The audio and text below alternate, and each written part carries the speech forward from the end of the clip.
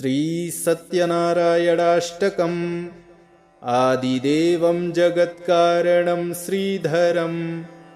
लोकनाथं विभुं व्यापकं शङ्करं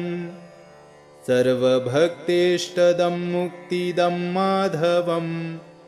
सत्यनारायणं विष्णुमीशं भजे सर्वदा लोककल्याणपारायणं देवगोविप्ररक्षार्थसद्विग्रहं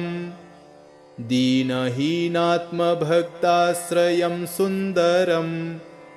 सत्यनारायणं विष्णुमीशं भजे दक्षिणे यस्य गङ्गाशुभा शोभते राजते सारमायस्य वामे सदा यः प्रसन्नाननो भाति भव्यश्च तं सत्यनारायणं विष्णुमीशं भजे सङ्कटे सङ्गरेयं जनः सर्वदा स्वात्मभिनाशनाय स्मरेत् पण्डितः पूर्णकृत्यो भवेद्यत्प्रसादाच्च तं सत्यनारायणं विष्णुमीशं भजे वाञ्छितं दुर्लभं यो ददाति प्रभुः साधवे स्वात्मभक्ताय भक्तिप्रियः सर्वभूताश्रयं तं हि विश्वम्भरं सत्यनारायणं विष्णुमीशं भजे ब्राह्मणः साधुवैश्यश्च तुङ्गध्वजो ये भवन् विश्रुता यस्य भक्त्यामराः लीलया यस्य विश्वं ततं तं विभुं सत्यनारायणं विष्णुमीशं भजे येन चाब्रह्मबालत्रीणं धार्यते सृज्यते पाल्यते सर्वमेतज्जगत् भक्तभावप्रियं श्रीदयासागरं सत्यनारायणं विष्णुमीशं भजे सर्वकामप्रदं सर्वदा सत्प्रियं वन्दितं देववृन्दैर्मुनीन्द्रार्चितं पुत्रपौत्रादि सर्वेष्टदं शाश्वतं सत्यनारायणं विष्णुमीशं भजे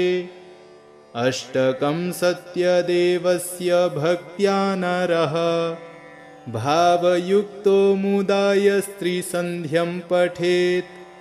तस्य नश्यन्ति पापानि तेनाग्निना इन्धनानीव शुष्काणि सर्वाणि वै आदिदेवं जगत्कारणं श्रीधरं लोकनाथं विभुं व्यापकं शङ्करं सर्वभक्तेष्टदं मुक्तिदं माधवं सत्यनारायणं विष्णुमीशं भजे सर्वदा लोककल्याणपारायणं देवगोविप्ररक्षार्थसद्विग्रहं दीनहीनात्मभक्ताश्रयं सुन्दरं सत्यनारायणं विष्णुमीशं भजे दक्षिणे यस्य गङ्गाशुभा शोभते राजते सारमायस्य वामे सदा यः प्रसन्नाननो भाति भव्यश्च तं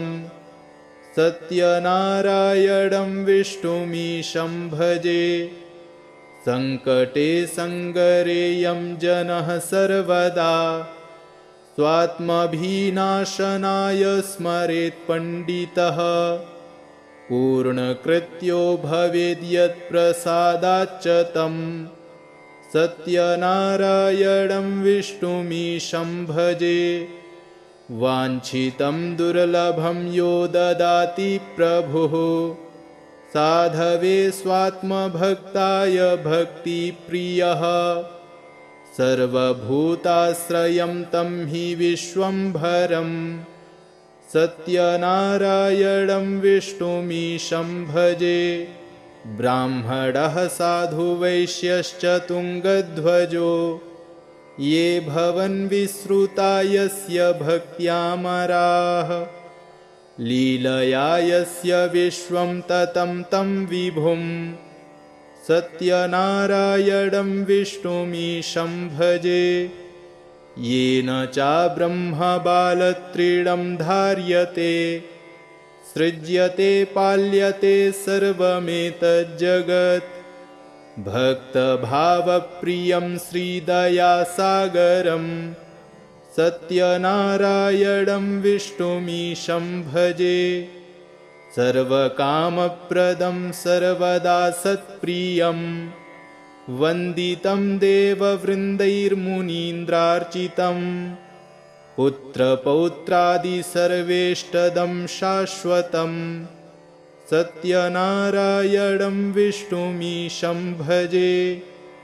अष्टकं सत्यदेवस्य भक्त्या नरः भावयुक्तो मुदाय स्त्रीसन्ध्यं पठेत् तस्य नश्यन्ति पापानि तेनाग्निना इन्धनानीव शुष्काणि सर्वाणि वै आदिदेवं जगत्कारणं श्रीधरं लोकनाथं विभुं व्यापकं शङ्करं सर्वभक्तेष्टदं मुक्तिदं माधवं सत्यनारायणं विष्णुमीशं भजे सर्वदा लोककल्याणपारायणं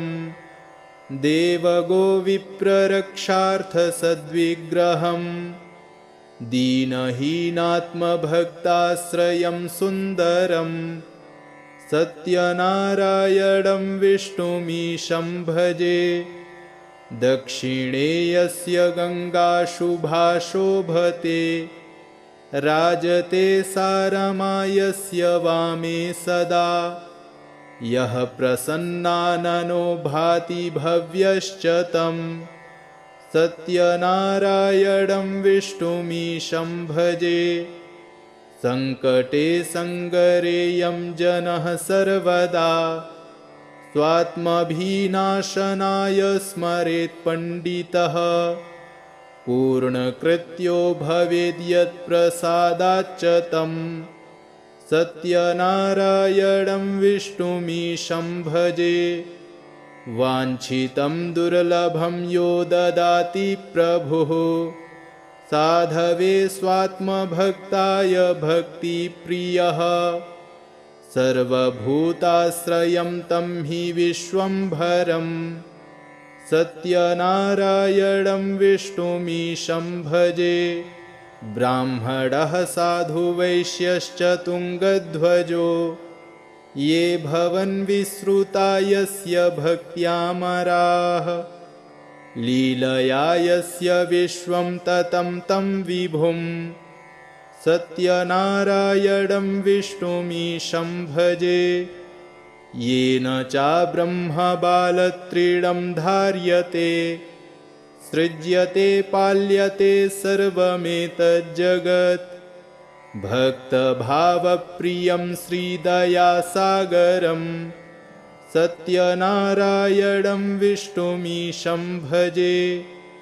सर्वकामप्रदं सर्वदा सत्प्रियं वन्दितं देववृन्दैर्मुनीन्द्रार्चितं पुत्रपौत्रादि सर्वेष्टदं शाश्वतं सत्यनारायणं विष्णुमीशं भजे अष्टकं सत्यदेवस्य भक्त्या नरः भावयुक्तो मुदाय स्त्रीसन्ध्यं पठेत् तस्य नश्यन्ति पापानि तेनाग्निना इन्धनानीव शुष्कानि सर्वाणि वै इति श्रीसत्यनारायणाष्टकं सम्पूर्णम्।